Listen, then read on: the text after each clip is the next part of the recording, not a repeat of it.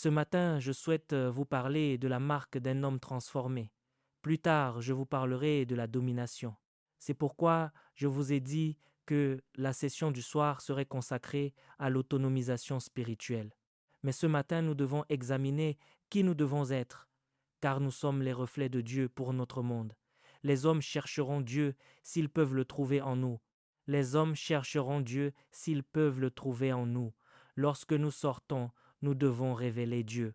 Et la première façon de révéler Dieu réside dans les vertus de Dieu que nous avons reçues parce que nous avons laissé la vie nous façonner. Vous savez, la vie vient avec son propre programme. J'ai de jeunes garçons maintenant. Lorsqu'un enfant naît, vous n'avez pas besoin de lui apprendre à manger. Dès que l'enfant sort du ventre de sa mère, il reconnaît la faim.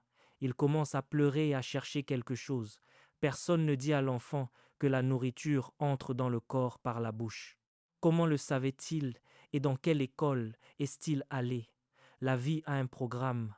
C'est pourquoi l'Écriture dit « Désirez, comme des enfants nouveau-nés, le lait spirituel et pur, afin que par lui vous croissiez pour le salut. » Ainsi, la vie peut vous former pour que vous puissiez grandir et devenir. De la même manière, lorsque nous recevons la vie de Dieu, nous grandissons et nous devenons, et lorsque nous avons été transformés, quelque chose se révèle à travers nous. L'amour de Dieu devient la manifestation évidente que nous avons rencontré Dieu. C'est pourquoi ce matin, je vais parler des caractéristiques de l'amour, car il ne s'agit pas seulement d'en parler, mais de le devenir. Nous tous, qui le visage découvert, contemplons comme dans un miroir la gloire du Seigneur, nous sommes transformés. Vous savez, la conférence Charisma est inspirée par l'amour. Cela signifie que pour chaque personne assise ici, nous croyons qu'elle a rencontré Dieu. Si ce n'était pas le cas, nous ne pourrions pas être ici, car chacun poursuivrait ses propres objectifs. La raison pour laquelle nous pouvons nous rassembler est que nous croyons que nous sommes un. C'est l'amour qui parle à nos esprits pour nous permettre de faire ce que nous faisons ici ce matin. C'est une chose à laquelle nous devons tous parvenir pleinement. C'est une chose que nous devons tous devenir afin de pouvoir accomplir la mission de Dieu dans un monde de ténèbres, dans un monde mourant. Si nous ne devenons pas comme le Christ, comme l'a dit le serviteur de Dieu, nous aurons une très bonne stratégie, mais elle risque de ne pas fonctionner. Nous devons devenir, et lorsque nous sommes devenus, il y a des indicateurs. Dans Éphésiens chapitre 4 à partir du verset 11, la Bible dit « Et il a donné les uns comme apôtres, les autres comme prophètes, les autres comme évangélistes, les autres comme pasteurs et docteurs. » Et il est précisé que c'est pour le perfectionnement des saints en vue de l'œuvre du ministère. Cette écriture nous donne ensuite 7 niveaux de transition pour devenir comme le Christ. 7 niveaux, et dans chacun d'eux, vous verrez qu'au sommet se trouve l'amour. Ainsi, lorsqu'un homme saisit l'amour, il devient comme Dieu. C'est pourquoi la Bible dit dans la première épître de Jean, chapitre 4, verset 8, que Dieu est amour. Ainsi, lorsque nous parlons de transformation, de transition ou de transfiguration, nous parlons en réalité de devenir des êtres d'amour. Nous arrivons à un point où nous adoptons la nature de Dieu, qui est principalement et avant tout l'amour. Lorsque Paul enseignait, il nous a montré qu'il y avait 7 niveaux de transition dans lesquels chacun devait entrer. Le sommet de ces transitions est de devenir une créature d'amour. Le premier niveau, si vous lisez à partir du verset 13, est l'unité des saints. Nous ne devenons pas semblables à Jésus parce que nous manifestons des dons. Nous ne devenons pas semblables à Jésus parce que nous prophétisons. Nous ne devenons pas semblables à Jésus parce que les malades sont guéris. Nous devenons semblables à Jésus si nous sommes capables de vivre ensemble et d'être unis les uns aux autres. Cela signifie que la nature d'amour de Dieu commence à grandir en nous. La plupart du temps, nous supposons que les gens sont puissants dans le royaume parce qu'ils peuvent prophétiser. La plupart du temps, nous supposons que les gens sont puissants dans le royaume parce qu'ils peuvent prier pour les malades et que les malades sont guéris. Vous pouvez être puissant dans ce domaine alors que Satan fait sa récolte à travers vous. En effet, quelqu'un peut guérir les malades et accomplir des œuvres puissantes tout en étant attiré par l'argent, détourner l'argent du royaume à d'autres fins et, Plus tard, jetez la honte sur le nom du Christ. Quelqu'un peut accomplir de grands miracles et de grandes délivrances, mais en même temps, en coulisses, mener une vie immorale. Quelques années plus tard, vous découvrez qu'un scandale éclate, et ce scandale détruit tout ce qu'il a accompli. En fait, sa renommée apportera plus de honte au corps du Christ que tout ce qu'il a fait durant ces nombreuses années de service. C'est pourquoi, bien qu'il soit bon de prophétiser et d'accomplir des miracles, nous devons insister pour grandir dans la nature de Dieu. Et si nous commençons à grandir, Paul dit que le premier signe est l'unité, le fait que nous puissions vivre ensemble, l'unité de la foi. Pouvons-nous projeter ce passage de l'Écriture afin que je puisse les énumérer les uns après les autres? C'est Paul qui parle ici. C'est un sage architecte.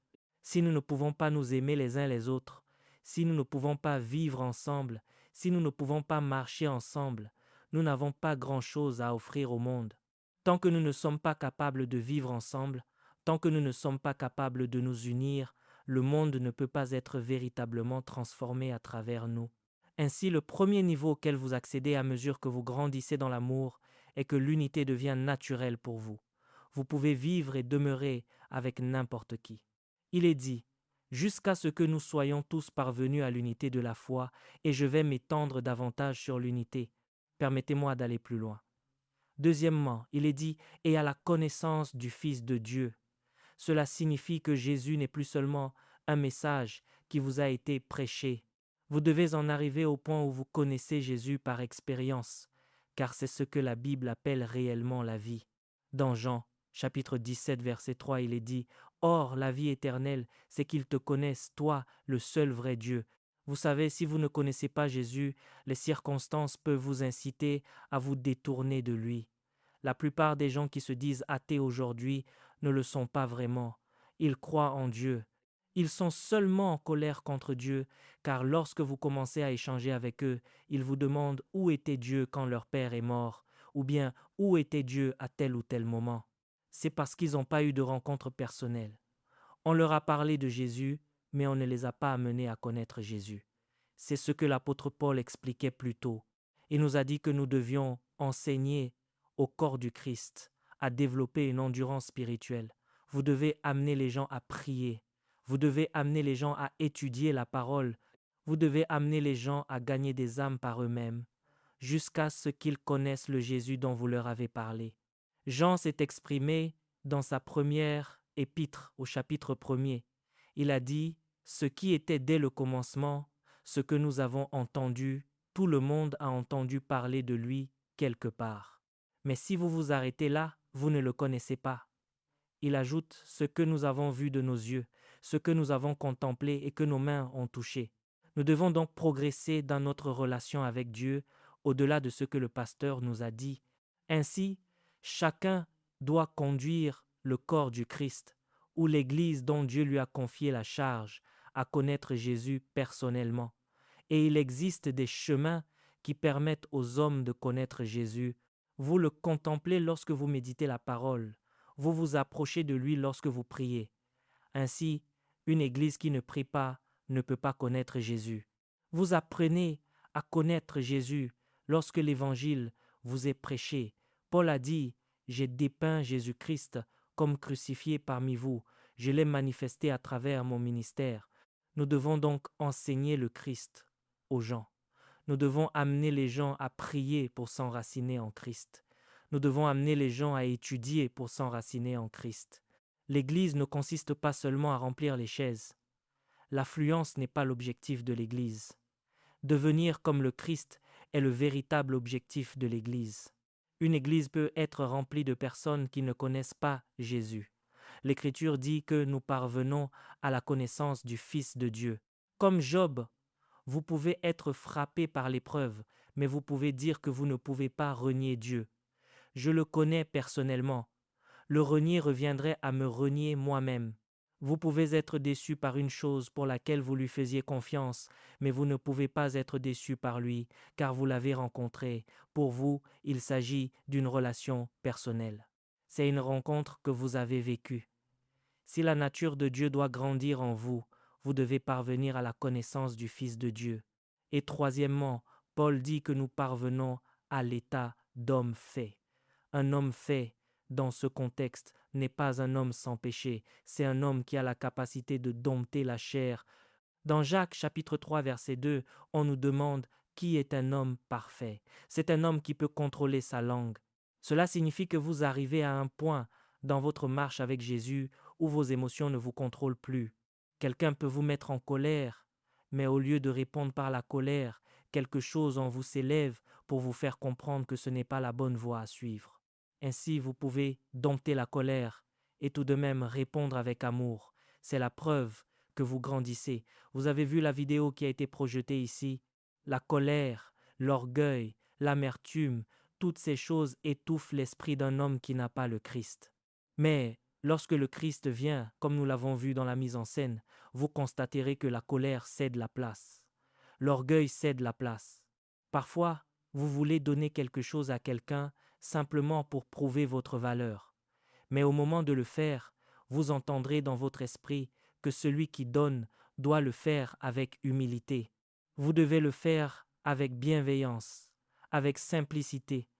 Vous découvrirez qu'au fil du temps, l'orgueil sera chassé de votre vie. Il vous arrivera de vous retrouver dans un endroit où l'on ne vous reconnaît pas à votre juste valeur. Vous vouliez vous mettre en colère, puis la parole vous parle. Si vous allez à un rassemblement, ne vous battez pas pour les places de devant. L'honneur ne vient pas des hommes, l'honneur vient du Seigneur. Ainsi vous oubliez les erreurs des gens et vous profitez de la présence de Dieu. Savez-vous qu'il y a beaucoup de gens qui viennent à des réunions comme celle-ci et qui ne peuvent pas recevoir de bénédiction? Pourquoi? Parce qu'on ne les a pas assis là où ils pensaient devoir être assis. Dès lors, tout le message ne signifie plus rien pour eux. Ils se disent, comment ces gens ont-ils pu ne pas me reconnaître? Je dirige 2000 personnes dans cette ville. Je viens à une réunion comme celle-ci et ils ne peuvent même pas me donner une bonne place. Comment ont-ils pu ne pas me reconnaître? Je suis un évangéliste international depuis 10 ans. Prétendant-ils ne pas me connaître?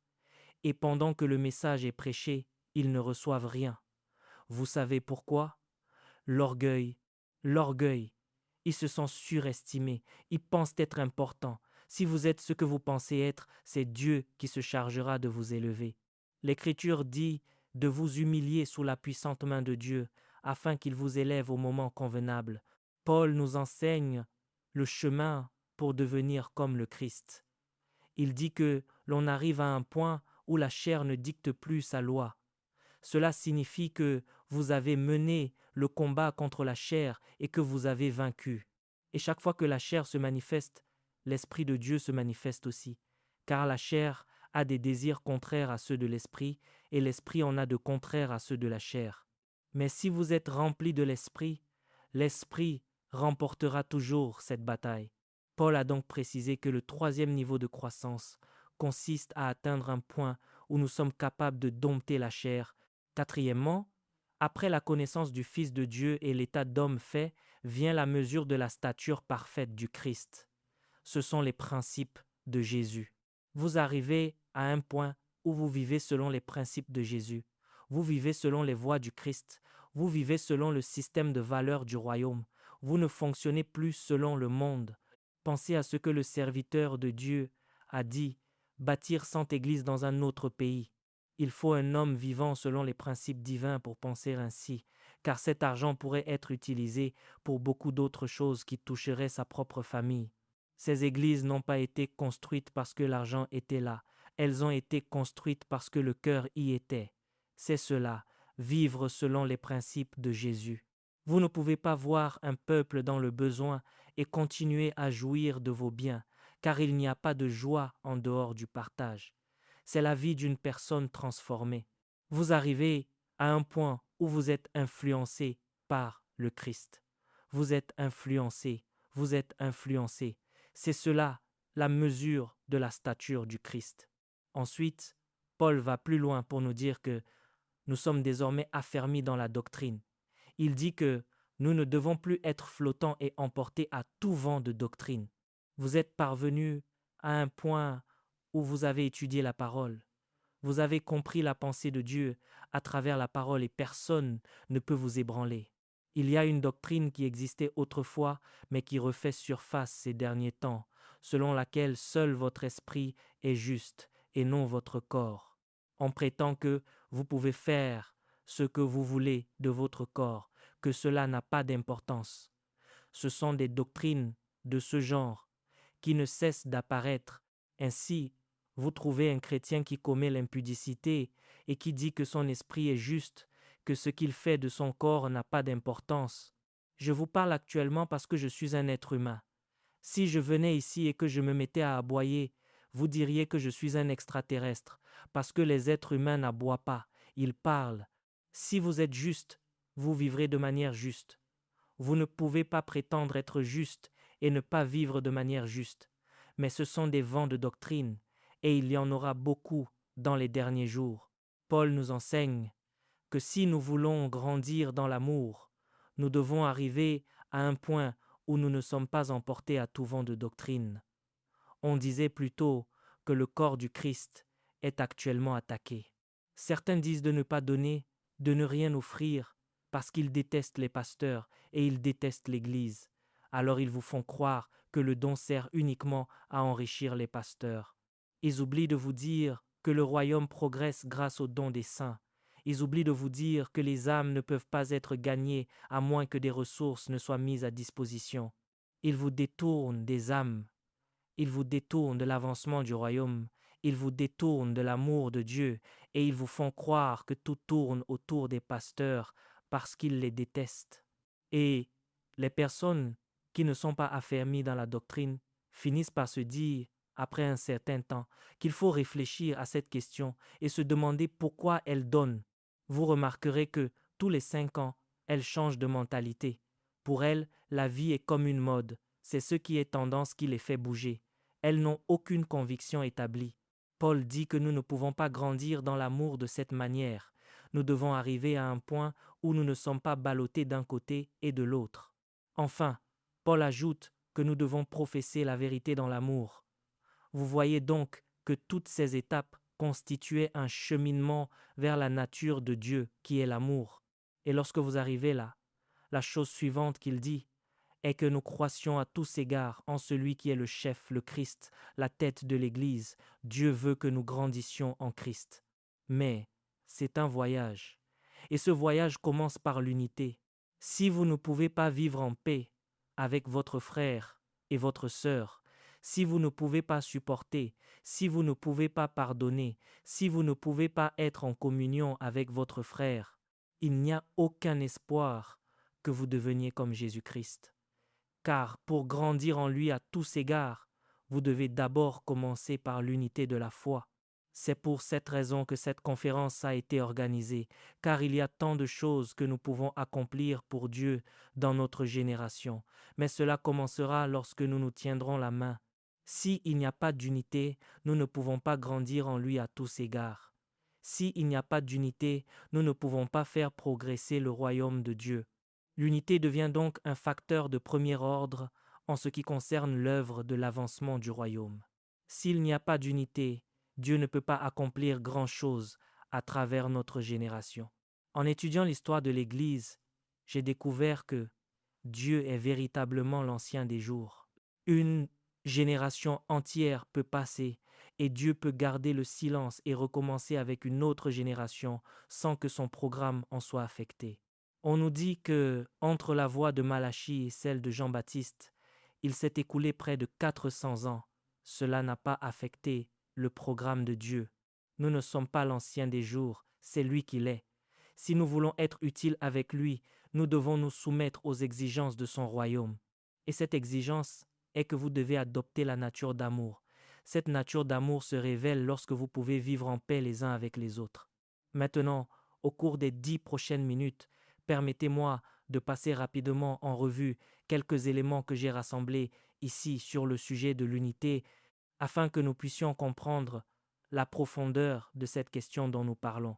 Lorsque vous examinez le sujet de l'unité, vous découvrez qu'il s'agit de l'un des battements de cœur majeurs du Christ.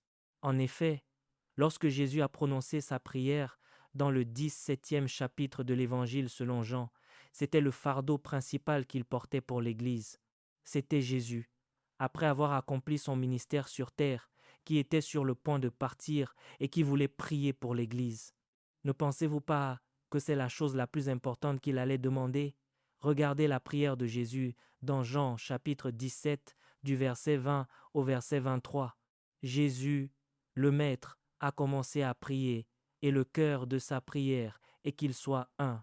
Vous vous demandez ce que le Seigneur demande et il dit qu'il ne prie pas seulement pour eux, mais encore pour ceux qui croiront en lui par leur parole. Au verset suivant, il dit « Afin que tous soient un, comme toi, Père, tu es en moi, et comme je suis en toi, afin que eux aussi soient un en nous, pour que le monde croie que tu m'as envoyé. » Ainsi, si nous ne pouvons pas vivre dans l'unité, Jésus dit que le monde ne peut pas croire qu'il a été envoyé. L'une des choses qui prouvera au monde que Dieu a réellement envoyé un homme vers son peuple, c'est de nous voir vivre ensemble. En observant la jalousie du monde, la compétition du monde, la haine du monde, la méchanceté du monde, les gens se demanderont comment nous sommes capables de vivre ensemble pendant 10 ans sans aucun affrontement. Ils se diront qu'il y a en nous quelque chose qui n'est pas naturel, quelque chose de surnaturel. Quelle est cette chose? Vous répondez alors que le Christ en vous est l'espérance de la gloire. Vous ne vous contentez pas de dire aux gens que le Christ en vous est l'espérance de la gloire, vous devez leur montrer quelque chose qui n'existe pas chez eux. Lorsqu'ils se rassemblent, il y a de la compétition. Lorsqu'ils se rassemblent, il y a de la jalousie. Lorsqu'ils se rassemblent, il n'y a pas de confiance. Ils essaient toujours de se surpasser les uns les autres. En fait, leurs rassemblements sont fondés sur l'égoïsme. Mais aujourd'hui, ils voient des personnes qui se réunissent et qui coexistent en harmonie. Qu'est-il devenu de l'égoïsme? Qu'est-il devenu de la compétition? Qu'est-il devenu de la méchanceté? Qu'est-il devenu de la jalousie? Comment parvenez-vous à vivre au-dessus de toutes ces choses? Vous leur dites alors qu'un esprit vit en nous. Nous ne vivons pas ainsi simplement parce que nous l'avons choisi. Cela dépasse le simple choix. Oui, nous avons choisi de le faire, mais il y a une force en nous qui fait mourir l'envie, qui fait mourir la compétition et qui fait mourir la méchanceté. Ainsi, nous ne nous considérons pas seulement comme des personnes réunies, nous sommes un seul corps. Je ne sais pas à quand remonte la dernière fois où vos yeux se sont battus avec votre nez. Je ne sais pas à quand remonte la dernière fois où votre main s'est battue avec votre pied. Ce serait de la folie, ce serait de la schizophrénie. Il est naturel pour vous de coexister. Nous sommes un seul corps parce qu'un esprit nous a baptisés en un seul corps. C'est de cette manière que le monde croira. Revenons à la prière. Jésus a continué à parler en disant « Et je leur ai donné la gloire que tu m'as donnée, afin qu'ils soient un. » Voyez-vous qu'il y a certaines dimensions de la gloire que nous ne pouvons pas manifester tant que nous ne sommes pas un? C'est pourquoi nous avons toutes ces révélations, mais nous ne voyons pas certaines choses se produire et nous nous demandons ce qui se passe. Ces personnes ont des révélations profondes. Lorsqu'elles parlent, vous vous demandez d'où elles tirent cela. Elles sont même consacrées. Elles jeûnent, elles prient. Pourquoi ne voyons-nous pas la gloire comme elle se manifestait à l'époque des patriarches? C'est l'unité qui attire la gloire. Si nous ne sommes pas un, nous ne pouvons pas porter la gloire. La gloire nous est donnée parce que nous sommes un. Et quelle bénédiction ce sera lorsque le corps du Christ commencera à fonctionner dans cette gloire. Regardez la grande victoire de Moïse. Elle ne dépendait pas d'une puissance militaire. Elle ne dépendait pas d'une stratégie. Il transportait une réalité appelée la Shekinah. Lorsqu'ils sont sortis d'Égypte, il y avait la colonne de feu la nuit et la colonne de nuée le jour. Et comme elle marchait avec eux, aucune nation ne pouvait les abattre. Partout où ils entraient, ils triomphaient parce qu'ils portaient la gloire. Il ne s'agissait pas seulement de la victoire dans les batailles. La Bible dit qu'il n'y avait aucun malade ni aucun faible parmi leurs tribus. Même leurs chaussures grandissaient avec eux. Leurs vêtements grandissaient avec eux. Et vous vous demandez quel est le secret de votre subsistance? Quel est le secret de votre invincibilité? Quel est le secret de vos ressources et de votre influence sans cesse croissante? La gloire de Dieu, la gloire de Dieu. Jésus a dit, Je leur ai donné cette gloire afin qu'ils soient un. Donc, s'ils sont un, la gloire sera visible. S'ils ne sont pas un, la gloire ne se verra pas. Comment pensez-vous que le monde ose imaginer que l'Église peut être anéantie? Cela ne vous surprend-il pas que Moïse soit allé voir Pharaon et que Pharaon n'ait pas pensé une seule fois qu'il pouvait le tuer? Parce que lorsque la gloire repose sur votre vie, il y a des choses que le monde ne peut pas concevoir à votre sujet. L'Écriture dit « Lève-toi, commence ton voyage. Je t'ai livré Sion, l'Amoréen, roi de Hesbon. » Il a dit « Attaque-le et combat-le. » Pourquoi? Il a dit « Je vais répandre la terreur de ton nom. » Ainsi, lorsqu'il s'approchait des rois, ces derniers étaient paralysés en leur présence à cause de ce qu'ils transportaient. Même lorsque Balak a engagé Balaam pour maudire Israël, cet homme a essayé encore et encore, puis il a déclaré qu'il n'y a pas d'enchantement contre Jacob, qu'il n'y a pas de divination contre Israël, et que l'acclamation du roi est au milieu d'eux. Ainsi, lorsque certaines épreuves frappent l'Église, vous demandez où est la gloire. La gloire n'est pas visible parce qu'il n'y a pas d'unité. Lorsque l'unité est restaurée, la gloire devient manifeste. Je vous dis que cette conférence est importante parce qu'il y a certaines choses que nous ne pourrons jamais recevoir en tant qu'individus isolés. Il y a des individus puissants dans le corps du Christ, mais il y a certaines choses qui relèvent d'un héritage collectif. Tant que nous ne devenons pas un, nous ne pouvons pas les voir. Jésus a prié pour que tous soient un. C'était le fardeau dans le cœur du Christ. C'est pourquoi l'unité est si importante. Elle nous amène dans un lieu où nous portons la gloire visible de Dieu. Pourquoi est ceci important? Troisièmement, pour l'autorité. Il y a un niveau d'autorité que l'Église devrait manifester et qui n'est pas encore visible. La Bible dit dans Matthieu chapitre 18, des versets 18 à 20, que là où 2 ou 3 sont assemblés en son nom, il est là au milieu d'eux. Il a dit que tout ce que vous lierez sur la terre sera lié dans les cieux. Nous pouvons donc réguler les opérations dans les cieux depuis la terre si nous parvenons à être un. Vous verrez rarement dans la Bible un passage qui dit à un individu de lier quelque chose sur la terre pour que ce soit lié dans les cieux. Vous verrez rarement un endroit dans la Bible qui nous dit qu'un individu a l'autorité d'agir seul sur les cieux. Mais dès que nous devenons deux, il est dit que le pouvoir sur les cieux nous est confié.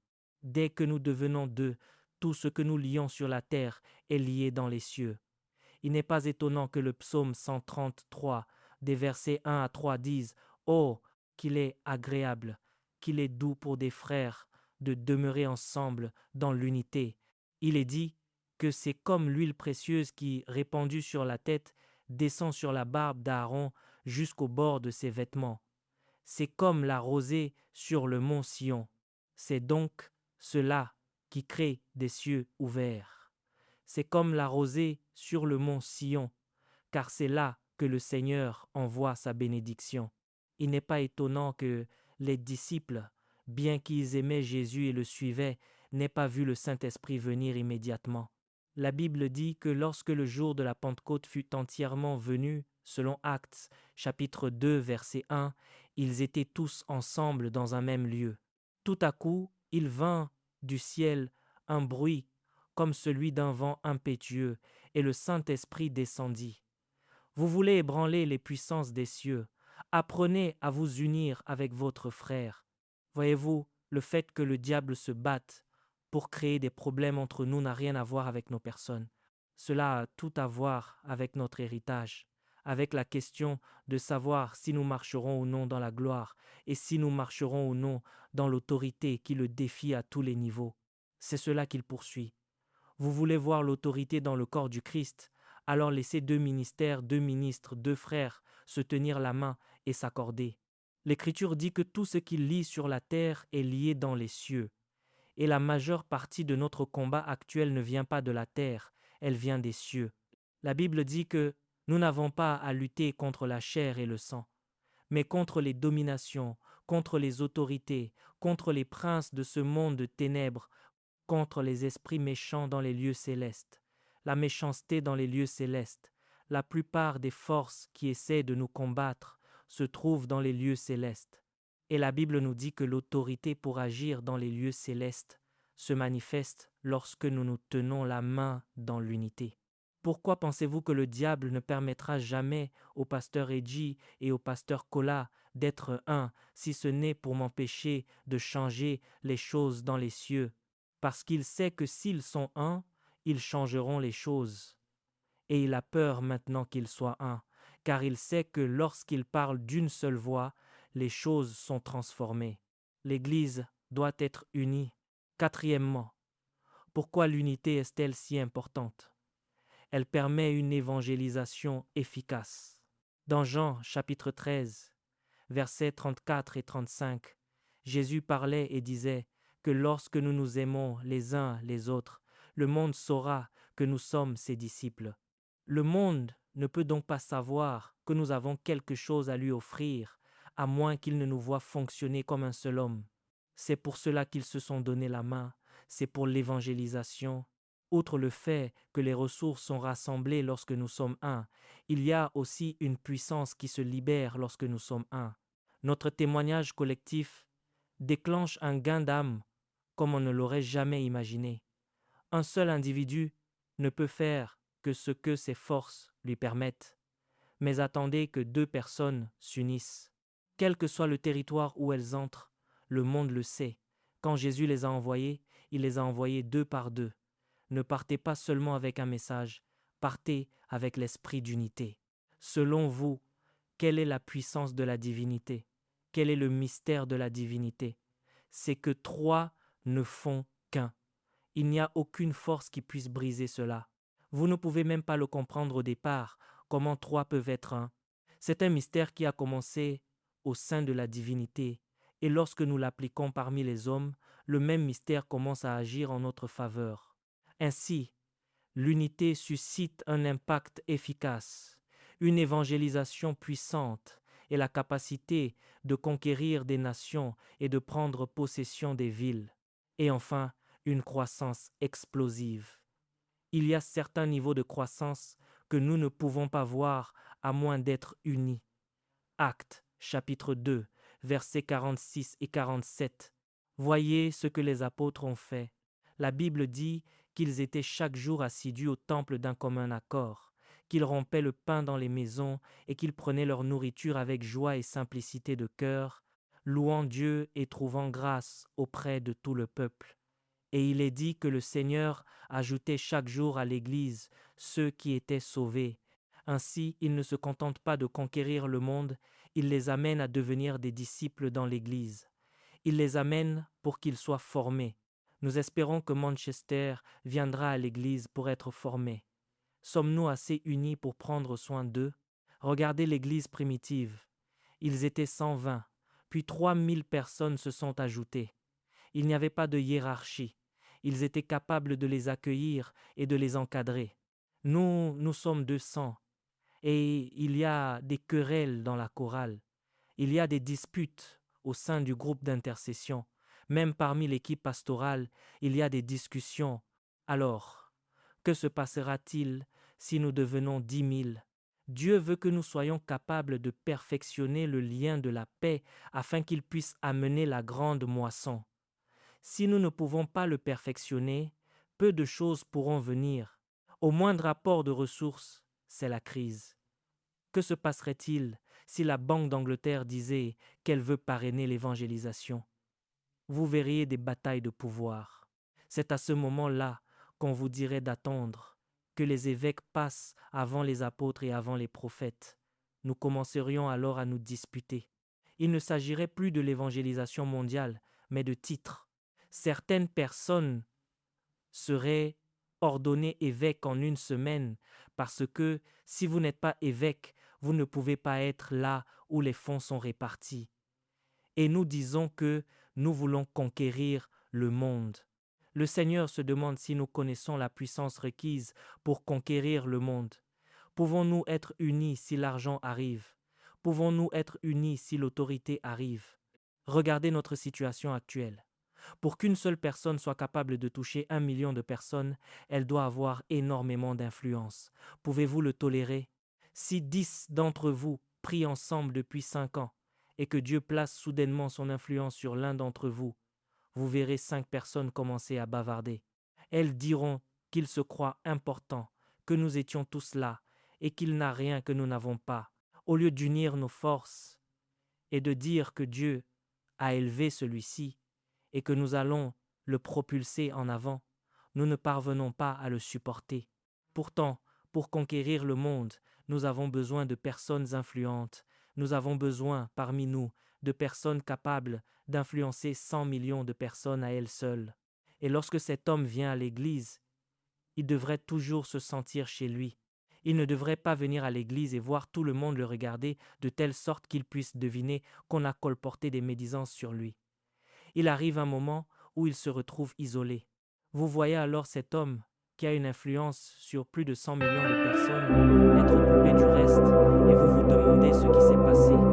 L'église là, isolée, ils n'ont pas su gérer sa grandeur. C'est pourquoi, pour que quoi que ce soit se produise, l'unité doit être à la fondation.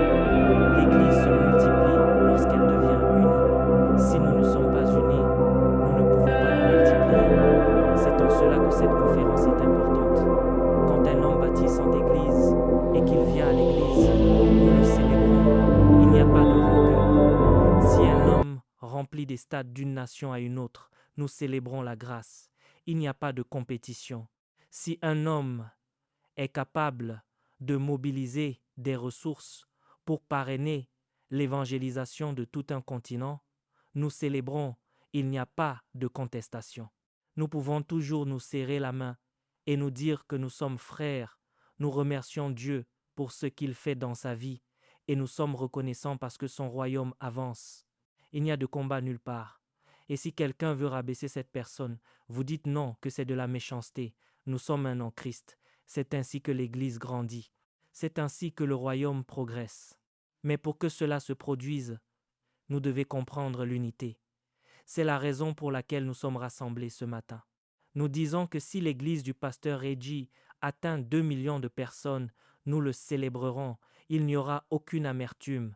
C'est ce que nous affirmons, que nous proclamerons cela et que nous serons un aujourd'hui. Nous combattons et nous prêchons les dénominations plus que le Christ.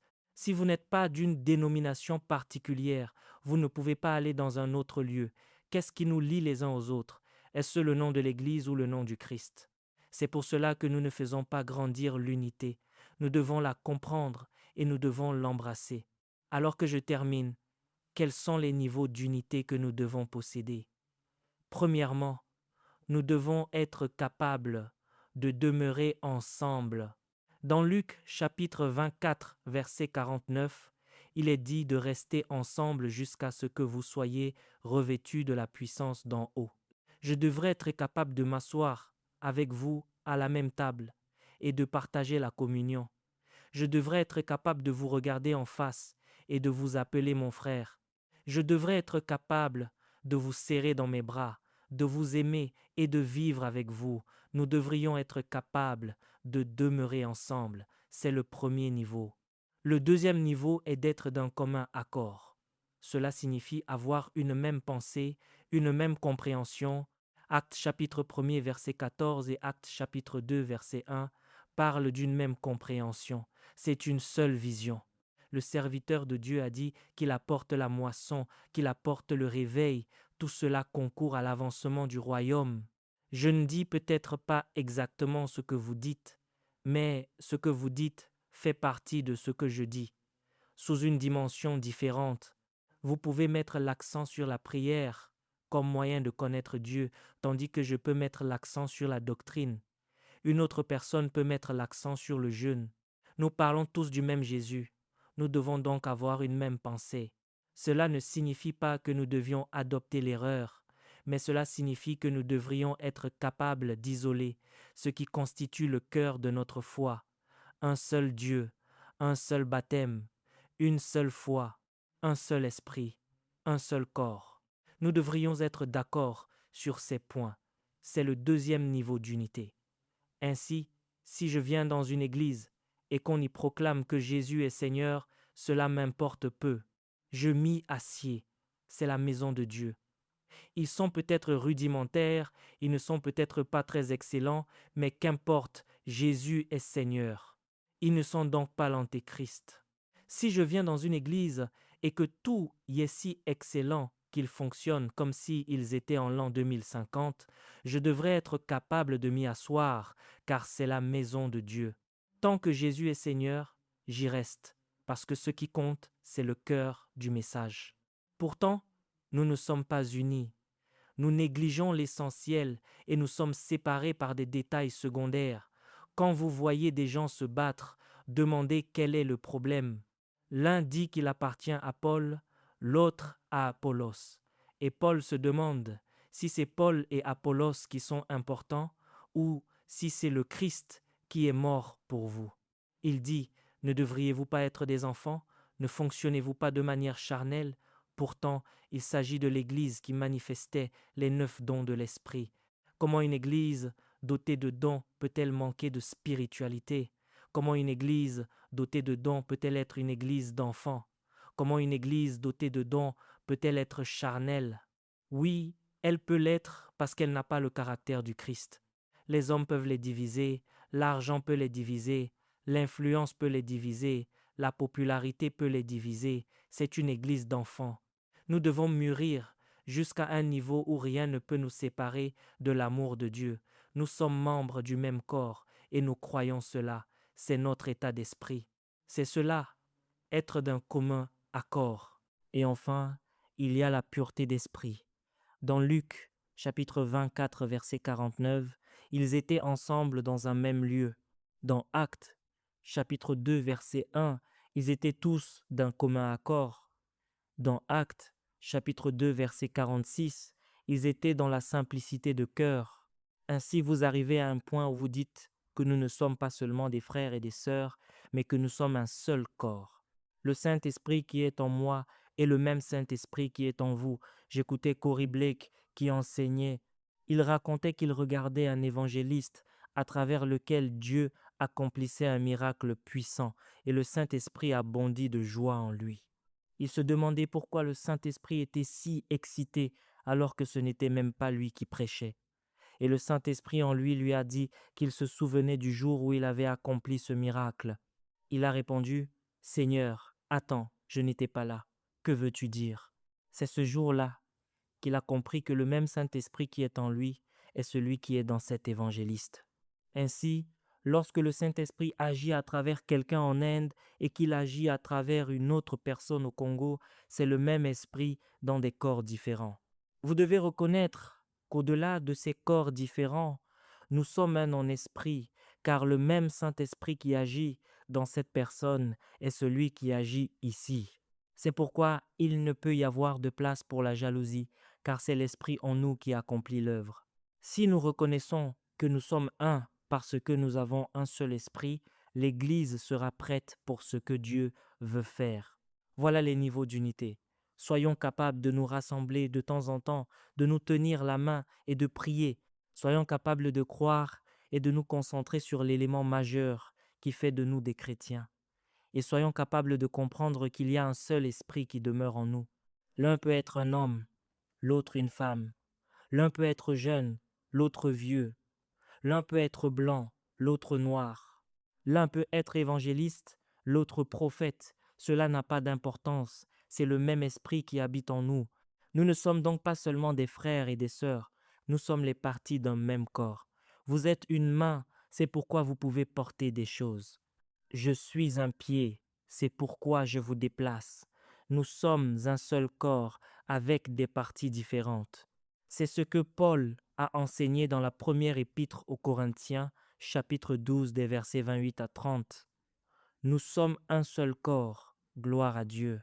Gardez cela à l'esprit et ne permettez pas aux barrières confessionnelles de nous diviser. Cela peut s'appeler Deeper Life, cela peut s'appeler l'Église rachetée, cela peut s'appeler l'Église du Christ, cela peut s'appeler Lighthouse Church. Mais lorsque vous y entrez, vous êtes dans la maison de Dieu. Le logo est un panneau d'affichage, mais nous sommes dans une seule maison. Nous sommes dans un seul corps par un seul esprit. C'est cela qui importe. C'est ce qu'on appelle l'unité. Je vous dis comment nous pouvons entrer dans certaines gloires. entrer dans certaines autorités, entrer dans une certaine influence en tant qu'Église, parce que le monde commence progressivement à penser que nous sommes secondaires. Mais la Bible dit que dans les derniers jours, la maison de Dieu sera établie sur le sommet des montagnes. Elle dit que les hommes de toutes les nations diront: Venez et montons à la maison de Dieu. C'est de Sion que sortira la loi. Nous sommes la seule institution qui subsistera éternellement. Je vous le dis, quelles que soient leurs appellations, toutes les autres institutions prendront fin avec le temps. La seule institution qui subsistera éternellement est l'Église. Ainsi, il n'y a aucune force qui puisse nous anéantir. Cependant, ne donnons pas accès au diable. Ce n'est pas l'océan qui fait couler un bateau. Les sages nous ont enseigné qu'un bateau coule à cause de l'eau qui s'y infiltre. Ne donnons pas l'avantage au diable. Nous possédons déjà l'avantage que les portes du séjour des morts ne prévaudront pas contre nous. Ne rendons pas nos frontières poreuses par notre désunion. Nous devons comprendre que ce sujet est la preuve que nous grandissons dans l'amour. Et si nous grandissons dans l'amour, nous grandissons dans la nature de Dieu. Il existe plusieurs dimensions de l'unité dans le corps du Christ. Je vais les énumérer. Nous n'avons plus le temps de les traiter en détail, mais vous pouvez y prêter attention et prendre le temps de les étudier.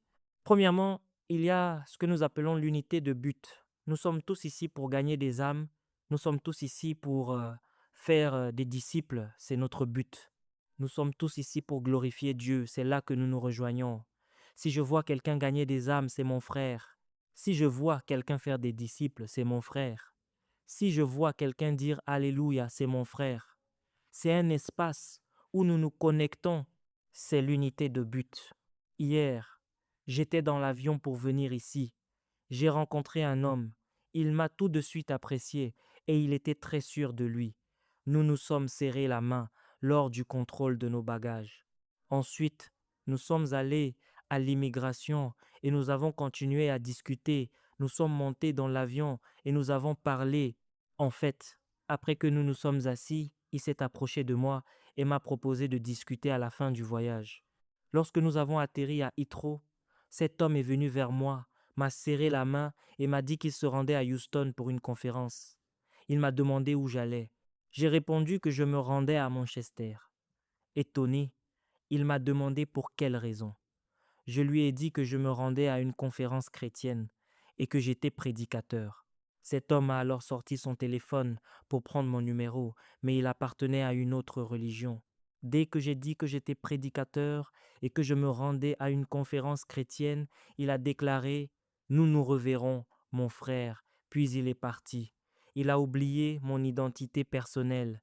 Il aime ce qu'il aime, mais nous n'avons rien en commun. En ce qui le concerne, je représente les ténèbres. Il ne peut rien avoir à faire avec moi. Et je n'ai pas eu le temps de lui parler du Christ, sinon je l'aurais converti. Pourtant, vous trouvez deux chrétiens qui sont des ennemis jurés. Nous ne savons pas ce qu'est l'unité de but. En réalité, nous détestons les personnes qui ont un impact. Vous voyez des chrétiens dire du mal de quelqu'un qui gagne des âmes parce qu'ils sont troublés par son influence. Ils ne voient pas ce que Dieu accomplit à travers lui. Il existe pourtant cette réalité appelée l'unité de but. Le Christ est notre chef à tous. Deuxièmement, j'abrège car mon temps est écoulé. Nous avons ce que nous appelons l'unité de doctrine. Nous partageons des systèmes de croyances fondamentaux qui nous unissent. Lorsque vous voyez des personnes prêcher une doctrine exacte, vous êtes un avec elles. À l'inverse, il existe des doctrines de démons et des doctrines de Baal. Lorsque les gens adoptent des doctrines de démons, ils ne sont pas un avec nous. Nous devons nous y opposer, les réfuter et insister pour que la vérité soit prêchée, car c'est l'un des paramètres qui nous unissent. C'est une dimension de l'unité. Troisièmement, nous avons l'unité dans la prière. Actes, chapitre 1er, verset 14 nous montre qu'ils persévéraient tous d'un commun accord dans la prière. Il y a un temps pour remercier Dieu pour les onctions individuelles que nous possédons, mais nous devons nous rassembler en tant qu'Église pour prier. Vous voulez prier pour Manchester? C'est une excellente chose que vous priez individuellement. Cependant, il doit y avoir un lieu où nous nous rassemblons indépendamment de notre dénomination pour nous tenir la main et demander à Dieu de visiter à nouveau Manchester. C'est ce qu'on appelle l'unité dans la prière. Quatrièmement, il y a l'unité dans la souffrance. L'Écriture dit de porter les fardeaux les uns des autres et d'accomplir ainsi la loi du Christ. Dans Philippiens chapitre 1er verset 29, il est dit qu'il vous a été accordé par grâce au sujet du Christ, non seulement de croire en lui, mais encore de souffrir pour lui, comme vous me voyez souffrir maintenant. Nous devons donc accepter que la souffrance, les épreuves et les tribulations fassent partie de notre parcours dans le royaume. Quand cela arrive à l'un d'entre nous, ne dites pas que vous l'aviez prédit. Non, lorsque quelqu'un souffre pour le Christ, priez pour cette personne. C'est un baptême que nous avons tous reçu en Jésus-Christ. C'est l'unité dans la souffrance. Ensuite, il y a l'unité relationnelle, par laquelle nous nous aimons et nous nous soutenons mutuellement. Dès que j'ai appris que ce serviteur de Dieu avait été le pionnier de la construction de 100 églises en Inde, je me suis dit que je ne partirais pas d'ici sans semer une offrande dans ce projet. Vous avez construit 100 églises. Comment faites-vous avant d'aller chercher la prière et l'impartition? Je veux soutenir cette œuvre. De cette manière, quelle que soit la grâce ou la dimension spirituelle qui permet de réaliser cela, je l'honore et j'y crois. En priant, Dieu saura que j'ai honoré cette grâce et que j'y ai cru. S'il voit cette passion et cette foi dans mon esprit, il peut déposer la même grâce sur moi. Ne vous contentez pas de dire qu'il a accompli cela et que Dieu est bon. Non, apportez votre soutien pour faire plus encore. Demandez plutôt, Pasteur Reggie, vous avez réussi à vous adresser à 300 pasteurs et 30 d'entre eux se sont rassemblés. Comment avez-vous fait? L'année prochaine, vous organisez à nouveau cette conférence. Je veux en faire partie. En fait, avant même que celle-ci ne soit terminée, je veux y semer une offrande. En effet, tout ce qui peut rassembler 100 pasteurs est le signe que l'Église progresse. La Bible dit de porter les fardeaux les uns des autres pour accomplir la loi du Christ. Concernant l'Église primitive, il est dit qu'il n'y avait aucun indigent parmi eux. Ce n'était pas un miracle abstrait. Il est précisé que tous ceux qui possédaient des champs ou des maisons les vendaient, apportaient le prix de ce qu'ils avaient vendu et le déposaient aux pieds des apôtres. Et l'on faisait des distributions à chacun selon son besoin. C'est une dimension de l'unité, appelée l'unité relationnelle. Nous nous aimons, nous nous pardonnons et nous soutenons également ce que Dieu a confié à chacun individuellement afin que nous puissions tous prospérer.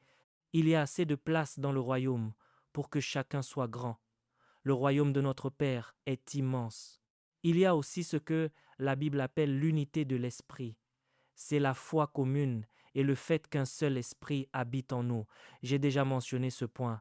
Ce sont là les dimensions de l'unité. Le point central de mon message ce matin est que l'unité est le signe que nous avons commencé à grandir dans l'amour. Et si nous grandissons dans l'amour, cela signifie que nous mûrissons en Christ. Deuxièmement, cette unité est le fondement d'un véritable avancement du royaume.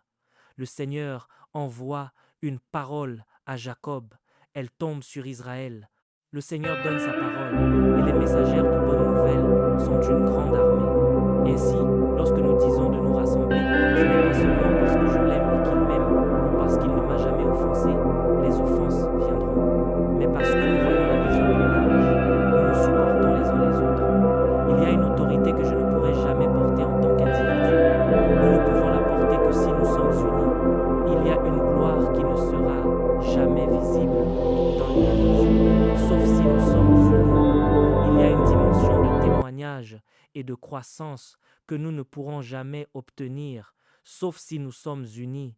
Il y a des niveaux de bénédiction en Dieu qui ne sont ordonnés que lorsque nous demeurons ensemble d'un commun accord.